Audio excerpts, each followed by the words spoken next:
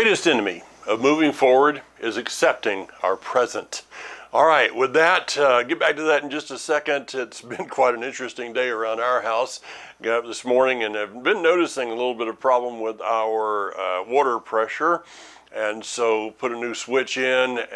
We have a well, and put a new switch in, and it didn't work any better. In fact, it didn't work at all. So just met with the guy a few minutes ago as I was about to hit the record button. And I get to be the proud owner of a brand new pump well tomorrow. And when you live in North Carolina, it's 480 feet down. That's why we have such great water. At least tomorrow, God willing, Bezrat Hashem, God willing, we'll have water again. So, all right, let's get into the Torah portion, and it is sinned on your behalf. As I started out, the greatest enemy of moving forward is acceptance of our present. Complacency. I read an article by Moshe Kempinski, good friend in Jerusalem, earlier this morning, and he started to bring out a little bit of this, and I want to tag off some things that Moshe said.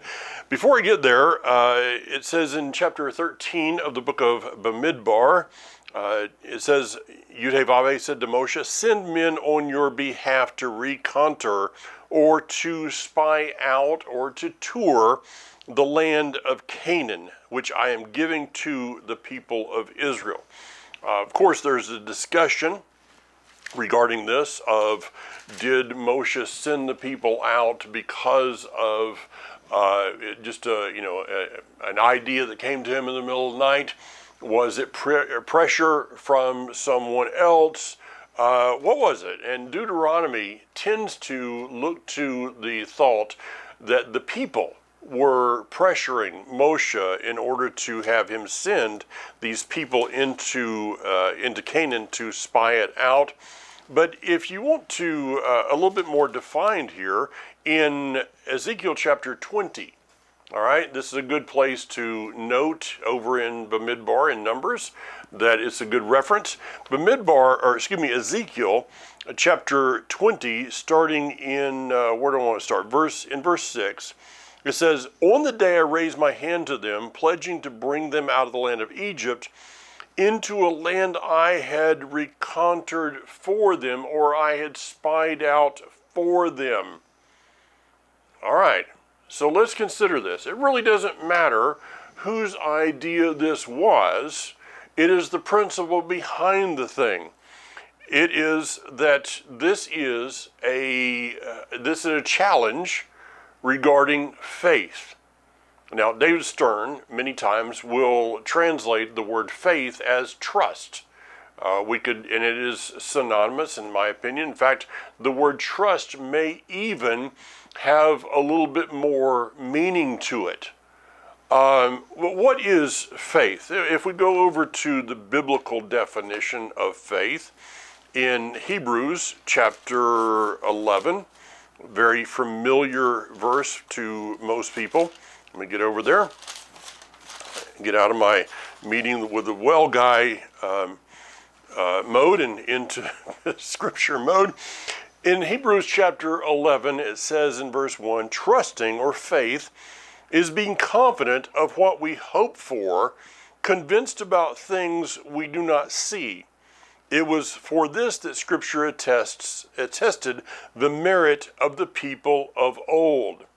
So faith is being confident in that which is hoped for. I think we're kind of a breakdown maybe in English regarding this. I've taught on this many years back. I'm not going to go into the complete teaching here, but there's two different words for hope in Hebrew.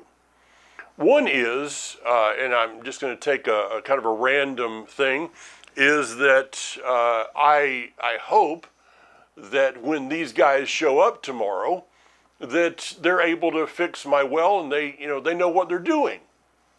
Well, I also hope that they can, based upon evidence that I've seen in the past of referrals. When I met with the guy, we were talking, and he said, he gave me some options. He said, Mike, I don't want to just sell you something, but this is what I suggest you do, which is going to cost a little bit more, quite a bit more. And I said, Mark, you don't need to just tell me what I need. I said, I know your reputation in this town. And I know that you are not going to just sell me something. You're only going to do what it is that I need for my own good. Okay, I'm kind of expounding on that a little bit. But this word hope is this, that my trust in the Almighty is based upon the evidence of his past working in my life. Think about that for a moment. He is not, as, I remember as a child, my grandmother of blessed memory, telling me things that she had seen of him. I have recorded in my memory banks various things that she would tell me. On the other, or actually over the other shoulder here, my good friend John Faust, who used to tell me things that had happened. I read in various books that I have of Mueller, of Smith Wigglesworth. I spent the early years as a follower of Messiah just submersing myself in these people of faith and hearing the stories of what had happened to them. It's unfortunate today that many of our adults, I'm not even going to say young adults or youth, which I could and I can, so I guess I might as well will, many of the adults that I don't know who Smith Wigglesworth was. They don't know who George Mueller was. They don't know these people of faith.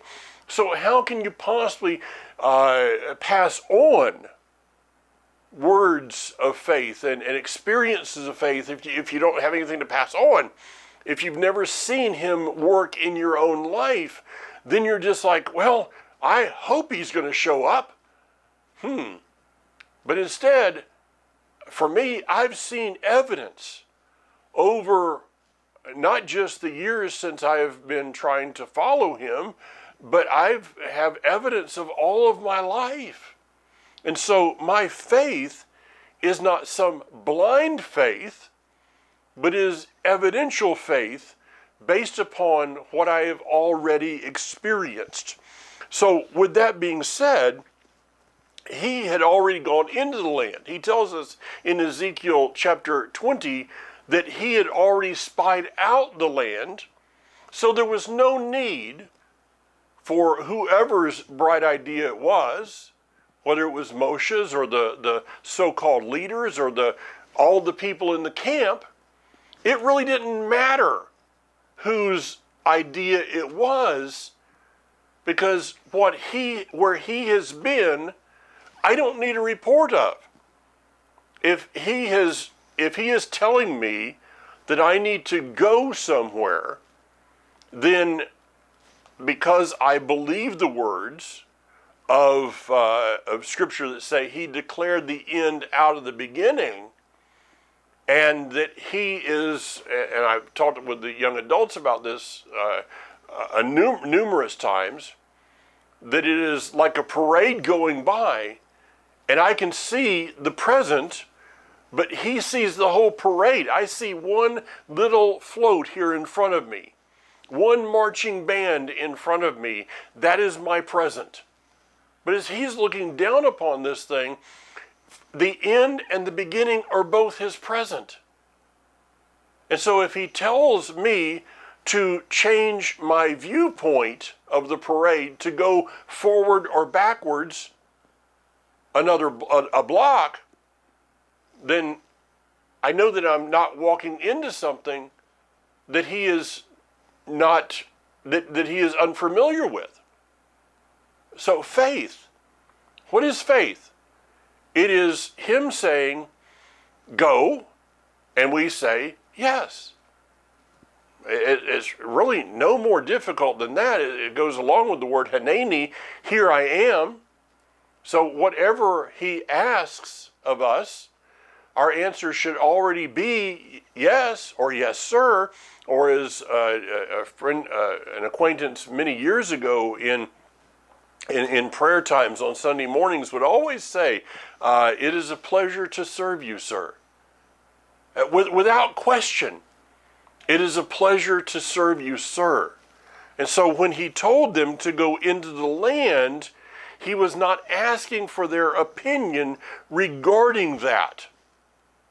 And he is not asking for our opinion today either. All right? Now, with that, it says that Moshe dispatched from the Paran desert, as Yudevave had ordered, all the men were leading among the people of Israel. So they were leaders. They were literally rulers over their tribes. But I want you to consider another statement that you might want to write down. Leaders need to be tested before they are followed. Now, this is a scriptural concept that goes to the book of Ecclesiastes. I could probably find verses there, Proverbs. I can go to the writings of Shaul. It says, Shaul, I think it was Shaul said, don't follow someone, I'm loosely quoting this, that is a newbie, very loosely. Make sure that the people that you're following have been tested. I mean, I've been around this movement now for over 20 years, close to 25 years, I think it is. And I've seen ministries come and go. I've seen so-called leaders come and go. There are more people that are not still around than there are those that are around. If you've been around this thing any time at all, you've seen people that is like, where are they? Well, they were leaders. They were leading a congregation. Okay. No, they weren't leading it, because if they were truly leading, they'd still be around somewhere. Until a person is tested. People have asked me, did you see this new ministry? I don't, I just don't jump up and follow everybody. I want to see what happens when the flash in the pan, when the Hollywood display from their intro is gone. I want to see what happens there before I start to give them credence in my own life.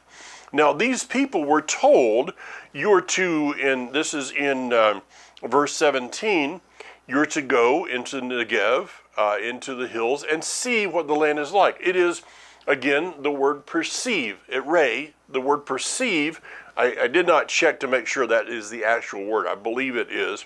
I've been a little tied up this morning, sorry. But it is, the thought behind it is you are to perceive. So when they did go into the land, they were not to go into the land and look through their own eyes. They were to look through the eyes of the one who had already been there. And this holds true in our life. This holds true in so many aspects. When the Father asks for you to do something, to go somewhere, to be a part of something, he already sees the finished aspect of that. And you may step into it, and at first it's like, go to Israel right now. Really? There's rockets. I got up this morning, looked on my phone. The whole morning there were rockets going off.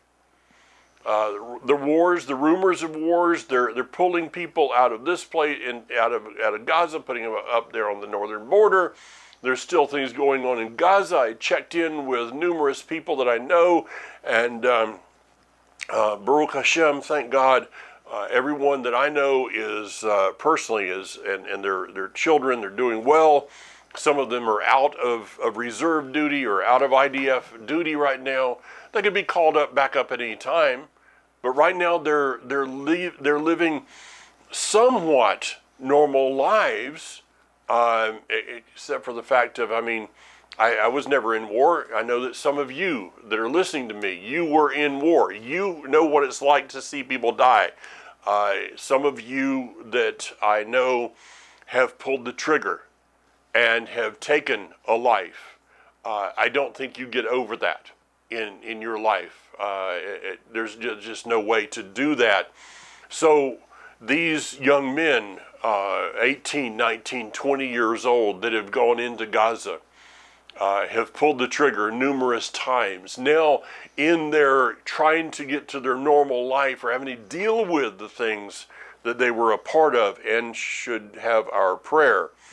Back to the first statement here, though, is what happens? Why is it that these people came back? These 10 so-called leaders of the 12, they came back and gave the bad report of Israel. Let's consider, once again, how I started. The greatest enemy of moving forward is acceptance of the present. If rabbinical teachings are true, and that only 20% of the Hebrews came out of Egypt, why? What kept the other 80% behind? Well, they had accepted their present. They had accepted what they were involved in. They'd accept, well, this is home for us, and this is where we raised our children, and that's the hospital over there that we gave birth in, and that's the maidservants or the midwives, and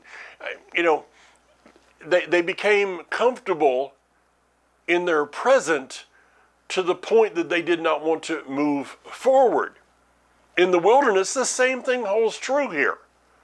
They went into the land, they saw that the land was good, but then came back and were comfortable with their present in the wilderness. What do we have that we need here? I mean, we've got manna every day, we've got water from the rock, we've got the tabernacle in the midst of us, we've got this cloud that gives us shade, we've got the fire at night that gives us light. It's kind of comfy here. Why do I need to move forward? Why? Because he said so. Why is it that 80% stayed in Babylon? Actually, it's more than 80% that stayed in Babylon. Because the greatest enemy of moving forward is acceptance of our present. And why is it that so many people today do not want to hear about Israel? How do I know that? Because I just do. Many people don't want to hear about the kingdom. They don't want to hear about the things that are going on around us. They just don't want to hear. Their mascot is the ostrich, which, by the way, an ostrich does not actually put its head in the ground, from what I've been told. But, we all grew up with that picture. So if you place your head in the ground, it makes a really interesting target for the enemy. Think about that one. So why is it people don't want to? Because, I know that there's inflation, and I know that gas costs more, and I know that this costs more, and I know that I can't go to the restaurant because the price is so high, and yada, yada, yada, yada. But I'm comfortable. I'm comfortable in my uncomfort. Just uncomfortable enough to make me want to think about something, but not uncomfortable enough to make me want to do something and to be a part of moving forward.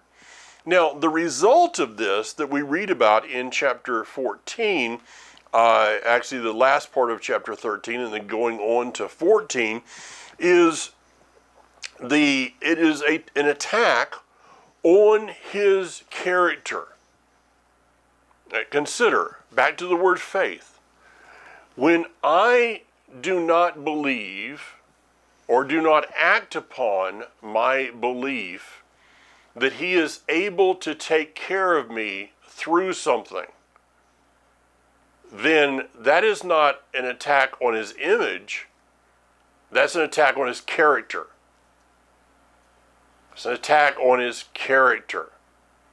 If I have somebody that comes to me and I make a promise to them of something that I know I am able to fulfill. But then somewhere along the way, they say, well, I'm not going to have you do this because, I really don't have any faith in you. No, well, that's an attack on my character. That's an attack on my word. That if I give you my word over something, then I have given you everything that I am as a person is going to back up this fact that I'm going to take care of this. Unless there's something that's totally out of my control, it will be done. And that is my character. And by the way, let me go to another aspect of this first before I get to that statement. Is that in chapter, again, we're down to chapter 14, starting in verse 15. This is, the Almighty is one of many times he says, move over Moshe, I'm going to kill them all. And then I'm going to start over with you. Moshe and Aaron do their typical thing, which is falling on their face and praying for the people, which I have great respect for them in their ability to continue to do that. In verse 15, if you kill off this people at a single stroke, then the nations that you have heard of your reputation, that have heard about your reputation will say that the reason Yudhe-Vavhe slaughtered this people in the desert is that he wasn't able to bring them into the land which he swore to give them. So the nations are going to say, he is not a God that keeps his word. And then he goes on. Yudhe-Vavhe is slow to anger, rich in grace, forgiving offenses and crimes, yet not exonerating the guilty, but causing the negative effects of the parents' offenses to be visited it says experienced or visited. That's another teaching there, by their children, even to the third and fourth generation. Please forgive the offenses of this people according to the greatness of your grace, just as you have borne with this people from Egypt until now. This goes to a very basic subject that I taught about at Life Assembly last week, is a wonderful study in Scripture is this, for his name's sake. I brought out originally Psalm 23. For his name's sake. He leads me in paths of righteousness. Why? Because I'm so wonderful. No. He leads you because you're like the most amazing person. No. He does all of this for his name's sake. So why did he forgive? Now Moshe, he plays him a little bit here, okay? Think about this. He's like, okay, I know that you could do this, but you're not going to do this because of who you are. That song, You're a Good, Good Father. One of my favorite songs that there is out there. I love that song because of who you are. You're a good, good father. It's who you are. It's who you are. He is a good, good father. And Moshe is just reminding him of that. He says, this is not you. And where's the test? Where is the test of all of this? Is it a test of Elohim's mercy and grace? No. Does it really have a lot to do with the people and their sin? Well, they got them into this place, but this is a test of his name and his character. Yes, but this is a test for Moshe. Will he, in the midst of all that's going on, will he still pray for the restoration and forgiveness of the people? And I'm sitting here talking to myself about this, and I don't like the conversation that I'm having right now. Am I willing? Are you willing to, as people do things against us, as they slander us, as they, whatever it is, move, whatever you want to put in that, are we willing to pray for their restoration? And could it be that some of our own restoration is being held up by our not being willing to pray for theirs? Again, I don't like the conversation I'm having in my own head right now. With this, there was forgiveness, yes, but there was also a sentence upon the people that refused to walk in faith. Now, they would, for the next 40 years or so, they would still eat of the manna. They would drink of the water. They would experience the Shekinah in the midst of them, but they would die in the wilderness. And those that were age 20 and above, the years in the wilderness would be a scattering of bones. And only Joshua, Caleb, and those that were below an age of accountability would actually be able to enter into the land. I have to ask a question here.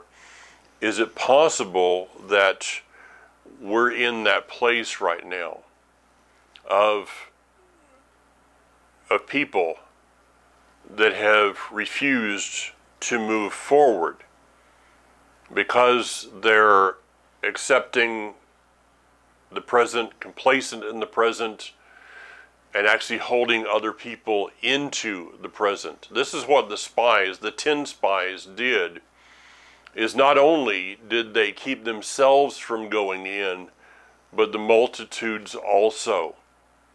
And so if I'm not if I'm not part of the moving forward, the challenging of people to move forward, then I'm actually part of the problem, which will end up with people dying in the wilderness.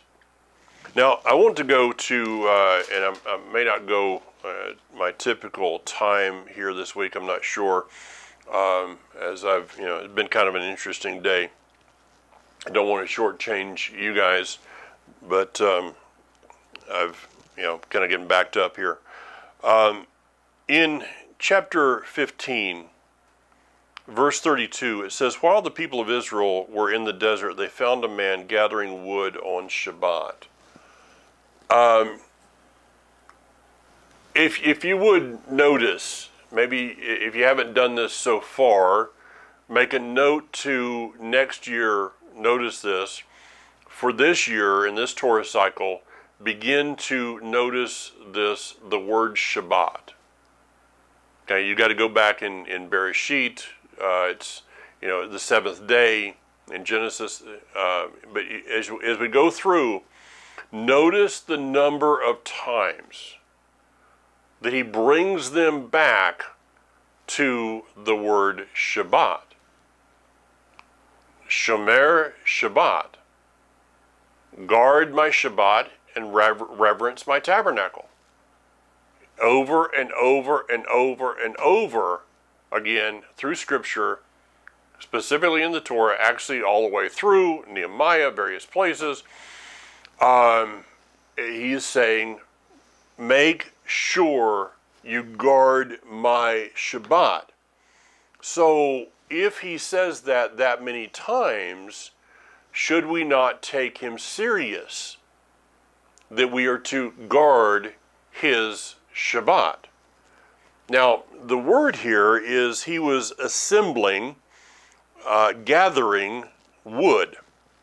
The word is etz.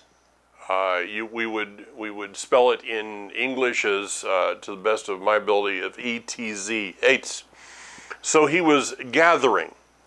The word better translated, I believe, would be he was assembling. So it wasn't just that he was going out picking up sticks to build a fire. and this is something I've kind of progressed in through the years. So I'm going to give you something that I've never taught before, is that he was using wood that he was gathering in order to assemble. So it's not just that he was picking up sticks to build a fire to cook or to make his house warm, but he was actually in the process of constructing something out of wood. Now, the word etz is ayin zadi. The word here is gathering wood or sticks, is how King James translates it, which is actually ayin zadi yod mem. So that's the plural of wood. So he was gathering multiple pieces of wood, or the word etz is just tree. Okay, it can be a tree, it can be a branch, it can be a stick, it can be, toothpicks for all that matter. It can be pieces of, or it can be a tree. So to consider this, let's think of it this way: that the word etz is ayin and zadi. The letter ayin is an eye, or to see, to try to find. What do? You look through your eyes to try to find something. All right? Somebody says, can you help me find my car keys? You normally don't close your eyes to do that. You open your eyes. The letter zadi is we would get the word zadik out of that, or righteous one. Now, follow me here, and I'm not the end of my thoughts on these verses, so I'm just giving you the first of it right now. So maybe you want to follow this and study it for yourself and consider it. But why is it that in chapter 13 verse 20, it says, to the leaders, to the spies, see whether the land is fertile or unproductive, and whether there is etz, a tree, in it or not. See if there be etz, which is ayin, an eye, and zadi, a zadik, righteous. Now, let's take it another step here.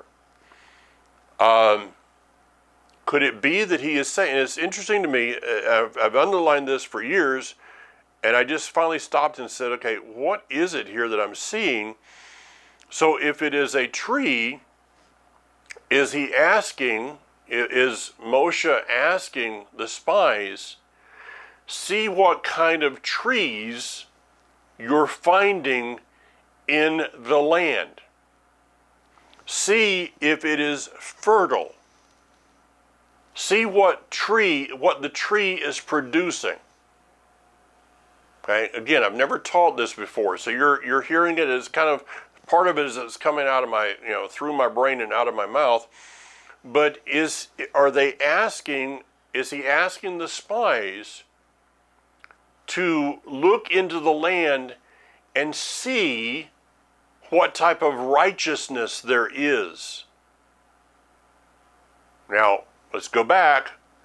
Genesis chapter 2, verses 16 and 17 says, Adam, I have planted trees in the garden, two specific, the tree of the knowledge of good and evil and the tree of life. Now, I could be totally off on this one, okay? I've got a couple of folks out there, especially one in North Georgia, that I would appreciate your comments on this one. But is he asking for the people, for the leaders to go into the land of Canaan and come back with a report on which tree they're eating from. Are they seeking the righteousness of Yud-Heh-Vav-Heh, or through the tree of life, or are they seeking self-righteousness through the tree of the knowledge of good and evil? And I guess that brings me to a question. So if he is asking them to go into the land and find out, and it's interesting that they were specifically told, it specifically says in Scripture, that they went to Hebron. Hebron is the place of the cave of Machpelah. It is taught, tradition teaches that this was the entrance to the Garden of Eden. Don't know if that's true or not. We do know that the patriarchs and matriarchs were buried, except for Rachel, are buried in Hebron. They are buried in a place that you can go to today, the cave of Machpelah, a hotly contested area in Israel, Hebron.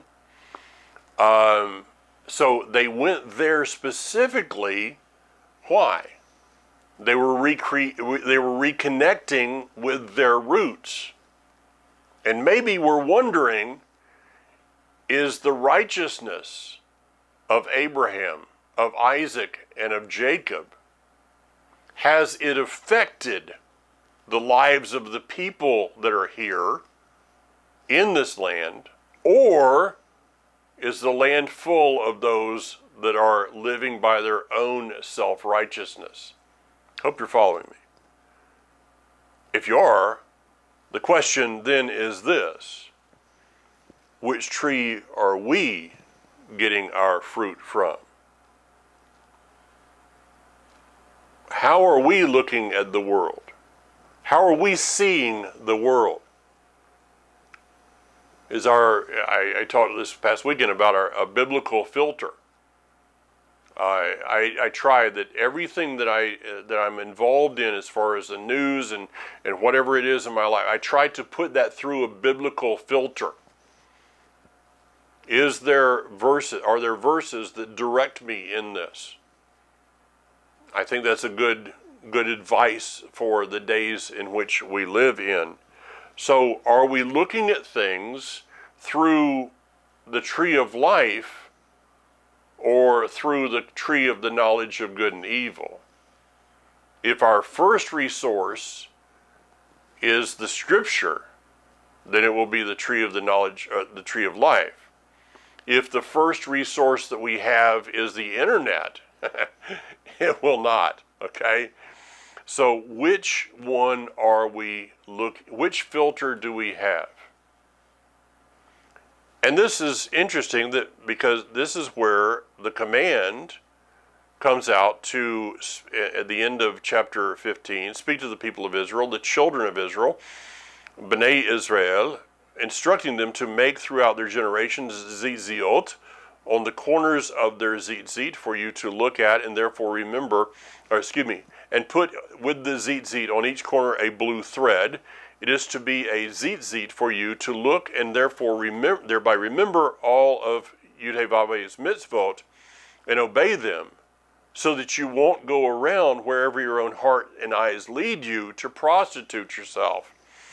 So this is where we get the instruction of the zitzit. And you can actually go online, go to jointohashem.org, go to audio resources, audio archives, and there is a message I did many years ago on the zitzit and the tying. And I don't know the tying and all of that those are traditions, but not all traditions should be thrown out. Okay, there's some great traditions that have come from some wonderful godly people, and I think the zitzit and how it's tied brings this out.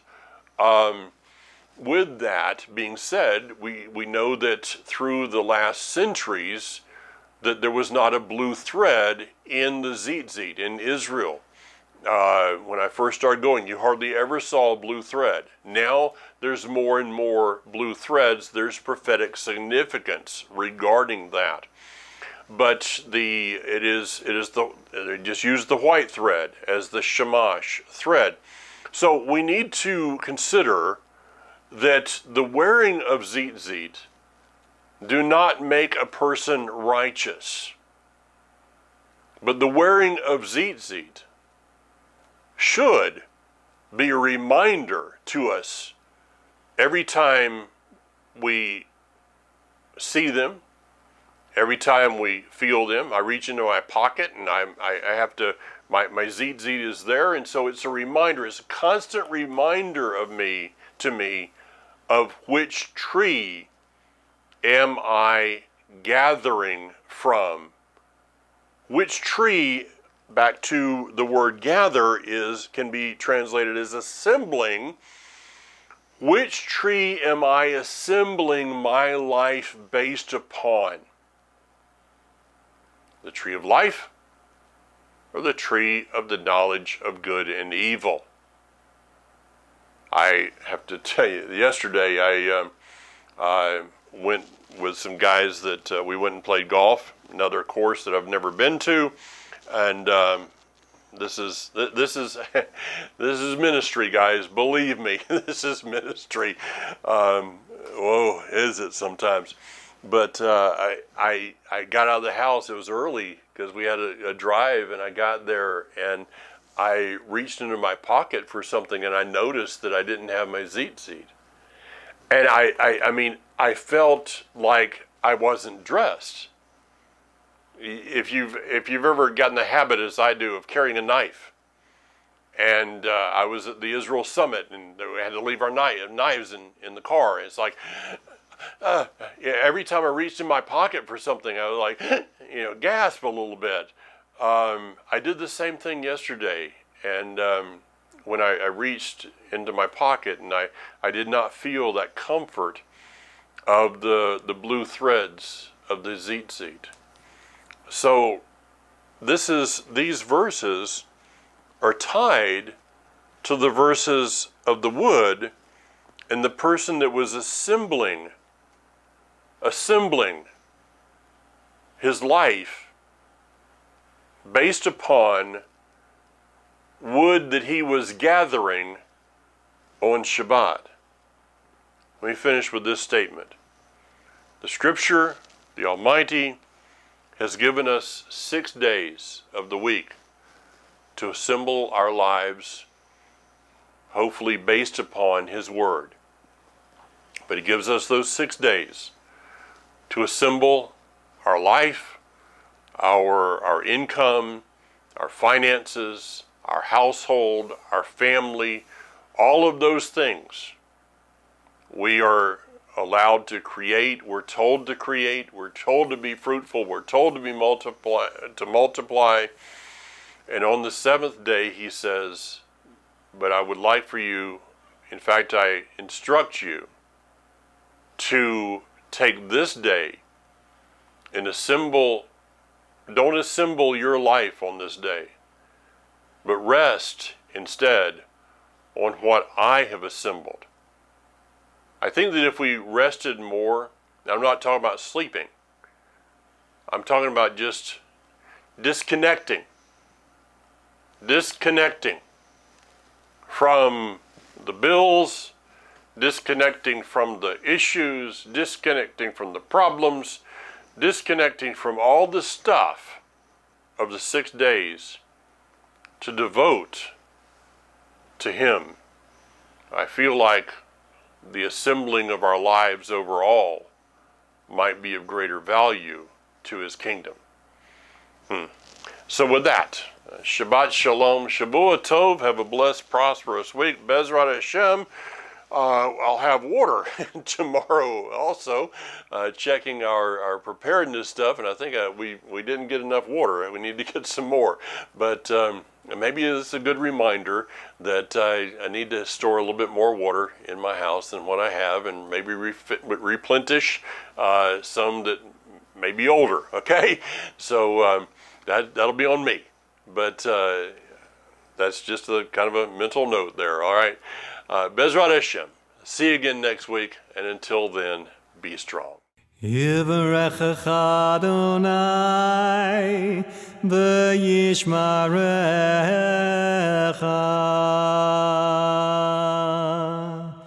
Ya'er Adonai panav elecha v'yichunecha.